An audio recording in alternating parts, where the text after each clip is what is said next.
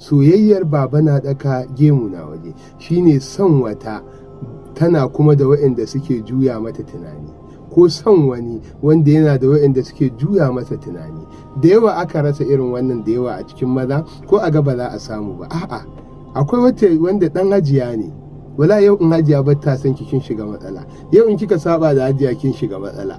Yana son ki, yana komai, amma zai gaya miki gaskiya, ai hajiya ma ta ce kin kyauta, ai hajiya ma ta, ki gane yanzu ba da shi kike soyayya shi kadai ba, kina soyayya da shi, kina soyayya da hajiya. Za ki kyautata masa, za ki kyautata wa hajiya. Ya danganta ma ki gane wani bangaren ne in an fi kyautata masa za a yi soyayya.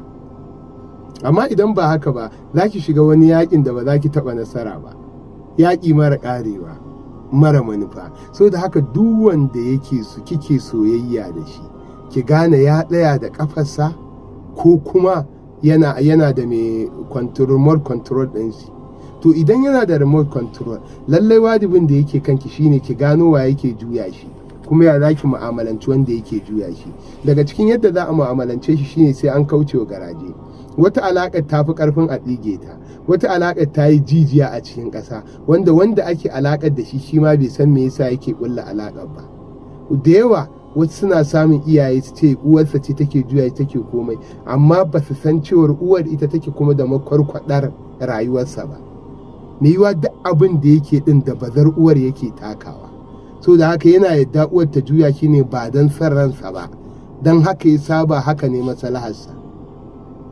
Da yawa wasu suna cewa wani tsinannen aboki ne yake canja wa mijina ko saurayi na tunani.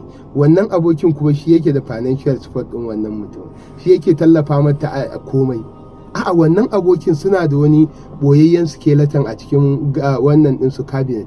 Ya san wasu mugayen abubuwa da ya faru da wannan abokin, yana zama da shi don tsoron sharin da zai faru idan ya saba masa.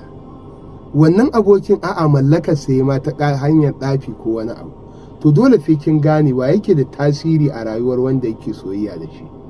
Akwai da yawa da suke soyayya da mazan aure, ba su san ba sa lura da tasirin matarsa ta gida a rayuwarsa. Akwai wani duk barazanar da yake wallahi tallafin matan ne, ko da bazar matar ake takarwa. Akwai wacce bayan an kusa aure ta gane ashe gidan da yake ciki na baban matan ne.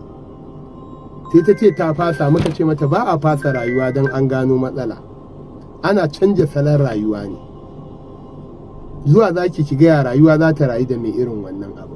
So da haka dole sai mun kalli wannan, mu koma kan mata. Da yawan mata suna zama allo ne sai da jingina, ba kasafai mace take zama da intaccen tunani ita kadai ba. Dole a rayuwarta za ta samu wata da take iya canja mata tunani. Idan kai rashin sa'a ma tana da bestie, wanda shi yake canja mata tunani da ra'ayi. Duk abin da kuka yi za ta iya gaya masa saboda aminci da ya shiga tsakaninsu. Kuma shedan yake zubawa bishiyar amincin taki da ruwa. So da haka idan ka fahimci wannan, ba magana kai perpetual fada da fesi ba ne a karan farko, magana kai assessing matsayinsa a gurinta ne. Ka duba ka ga to which extent ne zai yake controlling ɗin rayuwarta ko yake cikin rayuwarta. Idan ka fahimci wannan zai taimake ka gurin maganinsa ko gyara alaƙar ku, ko iya mu'amalantarsa. Akwai wacce kuma ya ce ko kanwa ko kawa ko uwa, duk abin da ya faru sai ta gaya min, sai sun faɗi ra'ayi. Me tasirin wa'annan? Da yawan wa'anda suke yan kuli yan kallo sun fi tasiri da lalata mu'amalar soyayya fiye da wanda ake soyayya da shi. Budurwar ko tara in za ta ɗauki mataki akan soyayyarka, idan ta tuno wasu kalamai da wani abu da kai mata sai ta rage. Waccan kuma da take juya budurwarka ta gefe, ba kai mata wani abu da zai sa ta rage maka, ta sassauta maka ba in ta zo ɗaukan mataki. Ba abin da ya haɗa ku da ita. Shi ya saka menene mafita? Sai ka gano daga ina take karɓar umarni. Shi ya saka duk wanda suka zo maslaha, idan ba su gane da wa suke magana ba, za ga maslaha ba ta yi ba. Akwai uban da in an zo za a yi magana auren yarsa da ita, wanda ya san uban zai ce ku fara tura mata su samu matarsa. Mun kai kuɗin aure, uban ya ce a bari sai matar ta dawo ta je ƙauye. Saboda haka ba abin damuwa ba ne, sai ka ga za ku saito da ita. Idan kun saito da wanda yake ba da umarni, to soyayya ka is guaranteed. amma idan ba ku saito ba wallahi kana da matsala. Ya saka samarin da ake ganin dolaye ne ba sa yin soyayya sai sun san kawar budurwarsu, saboda da kawar budurwa ake warware su matsalolin da yawa. Haka ba ta soyayya sai ta san abokin saurayin, da abokin saurayin ake gano wasu kofofin da za a warware matsala. Wannan ita muke cewa baba na daka gemu na waje. So duk wanda za ka yi mu'amalar soyayya da ita ka gano me da menene suke matsala. Idan baka da imani ko baka da tausayi ko ba soyayya Allah da annabi ce, sai ka hada ta fada da a wanda take karbo umarnin. Akwai wanda suke hure wa budurwa kunne ta bata da iyayenta saboda sun gane iyayenta suna da tasiri a rayuwarta. To idan tuka bata ita za ta zama vulnerable, zai iya janta duk inda yake so. Amma in ya batta da alaka ba zai ba. To mata dole sai kun yi taka tsantsan. Wanda kika ga yana raba ki da wanda kuka saba ko kuma mai kaunar ki na gaskiya, dan uwa ko wani abu, ki gane ba lalle ya zama mutumin kirki ba. So yake ki zama baki da wani da zai iya hange ya jawo ki in ya ga kin tafi fitina, saboda fitinar yake so ya kai ki. Amma duk mai kaunar ki na gaskiya, mai son ya zai so uwarta. Sannan kuma yana ɗaya daga dabarun soyayya shine ka saka wa kanka wani step down. Shi baba na daka gemu na waje shine kana mu'amala da wani amma kana karɓar umarni daga gurin wani, ko kana karɓar shawara daga gurin wani. Shine baba na daka. Wanda ake magana da shi ba shine mai yanke hukunci na ƙarshe ba. Wannan abin yana da tasiri da amfani musamman a yanayin da muka zanci kanmu. Ya yi dini duk budurwar da ta yadda za ta dinga yanke hukunci akan abin da ya shafi soyayyarta, ita kadai da saurayinta ta halaka sai ɗaiɗai. Wallahi kina ruwa. In ya gara miki wani zancen na gangan, babu wanda zai iya warwarewa sai wanda baya yanayin da yake ciki. A kissar Annabi Yusuf, bayan abin da matar Imra'atul Aziz ta yi, da aka zo Alƙur'ani yana magana a ganta sai aka ce shagalat hahubba, soyayya ta rufe mata ido, ta yi ba daidai ba. Amma na waje da soyayya ba ta rufe musu ido ba, sun gano ba daidan ba kuma sun ba ta shawara. Shi yasa lokacin da zaki soyayya, lallai ki samu wani ginshiki da zaki daura kanki a jiki, yadda in an ja ki za a wuce gona da iri, wannan tirken zai iya jawo ki. Amma idan ba haka ba, zaƙin soyayya zai kai ki ga halaka a rashin sani. Kada ki yadda ki sacrificing, ki sadaukar da kowa naki akan soyayya. Wallahi tirke ne muhimmi, mata ku kalli wannan. Da yawan wanda zai yi miki asiri ko ya miki asiri na baki shine da fil kalami la sahar, zance yana da sihiri da zai iya canja wa mutum tunani ya sashi ya abin da ba daidai ba. To idan baki da step down, baki da tirken da kika daura kanki akai, to wallahi zaki zama wannan sihirin. Za a yi nisa da ke sai kin je gurin zaki gane you are dealing with the wrong person. Wanda kike mu'amalar da shi bai cancanci mu'amala da ke ba. Kawai jan hankali a nan shine kada ki bawa wanda kika yi tirke da shi sadaukarwa ta 100%. Saboda duk wanda baya cikin takalminki ba zai iya yanke hukunci wanda za ki yanke ba. Dole sai kin taka ɗanɗan a ina ne wani zai iya taka rawa, a ina ne ba zai iya takawa ba, ciki har da iyayenki. Akwai lokacin da abin da kika sani ba sani ba.